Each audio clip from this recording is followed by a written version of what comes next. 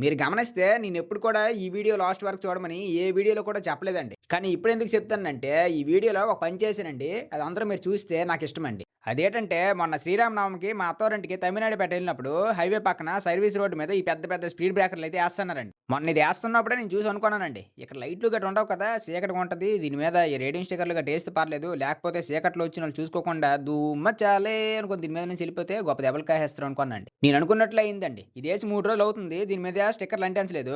ఓరి నాయనా! చాలా మంది పడిపోయారటండి దీనివల్ల ఇప్పటికి. పడ్డమంటే మామూలుగా కాదండి. ఎవరికో చిన్న చిన్న దెబ్బలు తగిలాయి గానీ, కొంతమందికైతే కాళ్ళు, చేతులు కూడా ఇరిగిపోయాయండి. అక్కడక్కడ రక్తపు మరకలు కూడా ఉన్నాయండి ఇంకొన్ని. ఈ ఊరు కుర్రోళ్ళు చూపించారు. నేనైతే మాత్రం ఈ స్పీడ్ బ్రేకర్‌లకి స్టిక్కర్‌లేసారా లేదా అని చూద్దామని వచ్చానండి. నేను అనుకున్నట్లు ఎయలేదు. అందుకే నా దగ్గర ఉన్న స్టిక్కర్‌లయితే ఎందుకైనా మంచిదని ముందే తెచ్చానండి. అవే అంటించేసాను. ఇవి బళ్ళుకి అంటిస్తాం కదండీ స్టిక్కర్‌లు. కాబట్టి ఇవి రోడ్డుకి అంటట్లే. అందుకే మా అత్తవారింటికెళ్ళి సుత్తి మేకులు తెచ్చి మేకులు కొట్టేసామండి. అంటే గవర్నమెంటోళ్ళు ఎయలేపారు, నేనేసేసాను అని గొప్పగా చెప్పుకోవడానికైతే వీడియో తీయలేదండి.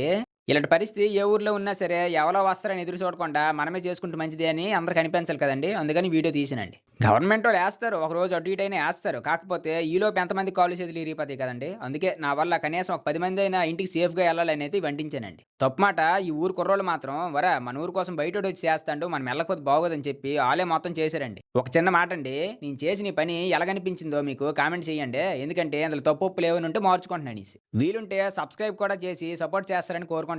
ఎందుకంటే మీరు సబ్స్క్రైబ్ చేస్తే నాకు ఇలాంటి పనులు చేయాలని ఇంకా ఊపొచ్చేద్దండి.